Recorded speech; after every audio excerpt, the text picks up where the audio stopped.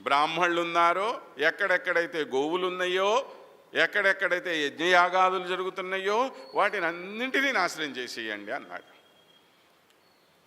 ఇవి సనాతన ధర్మానికి మూలం. అందుకనే బ్రిటిష్ వాళ్ళు మన ఇండియాకు వచ్చినప్పుడు ఏం చెప్పారో తెలుసా? ఈ దేశాన్ని నాశనం చేయాలంటే ఇక్కడ సంపదను తీసుకుపోవటం కాదయ్యా, సంస్కృతిని నాశనం చేయండి ఇక్కడ అన్నాడు. ఈ భారతదేశానికి మూలమైనటువంటిది అది. అందుకే ఈ తురుష్కులు వచ్చినా, ఆంగ్లేయులు వచ్చినా అందరూ కూడా మొట్టమొదటి చేసింది ఏమిటి? మన దేవాలయాలు నాశనం చేశారు, దేవతా విగ్రహాల్ని నాశనం చేశారు, ఇక్కడ ఉండేటువంటి వేదాల్ని అపహరించుకుపోయారు. ఇవి వాళ్ళు చేసినటువంటి పనులు. ఎందుకని? ఇవి మనకి మూలం. వీటి ఆధారం మీద ఈ భారతీయుల యొక్క జీవితం అంతా ఉన్నది. వీటిని నాశనం చేస్తే ఈ జీవితం అంతా కూడా అస్తవ్యస్తం అయిపోతుంది. వీళ్ళందరూ కూడాను మనకి దాసులైపోతారు, బానిసలైపోతారు అనేటువంటి ఉద్దేశ్యంతో. కాబట్టి వేదాన్ని బోధించేటువంటి బ్రాహ్మణులు ఎక్కడుంటారో వాళ్ళని నాశనం చేయండి అన్నాడు ముందు.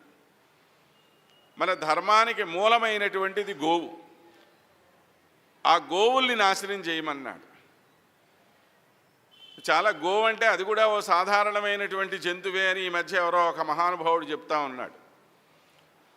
గోవు మిగతా జంతువులు లాంటి జంతువేం కాదు. గోవుకి ఎంత ప్రత్యేకత ఉన్నటువంటిది మనకి ఎన్నెన్నో పురాణాల్లో ఎంతెంతో మంది మహానుభావులు గోవు యొక్క ప్రత్యేకత గురించి మనకి తెలియచేశారు. తెలుసుకొని మాట్లాడాలి కానీ గోవు మాత్రం జంతువే కదా, అది మిగతా ఒక్కొక్క నక్కో ఇంకో దానిలోనే గోవు కూడా అవుతుంది అని అంటే ఎట్లా అవుతుందండి? ఆవు సాక్షాత్తు మహాలక్ష్మి స్వరూపం.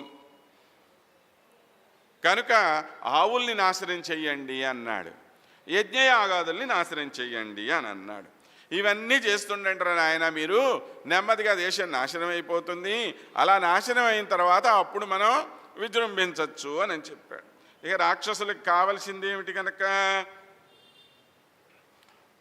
ఇలాగా రాజుగారు ఆజ్ఞాపిస్తే అందరూ పడి ఎక్కడెక్కడివి నాశనం చేయటం మొదలు పెట్టేశారు.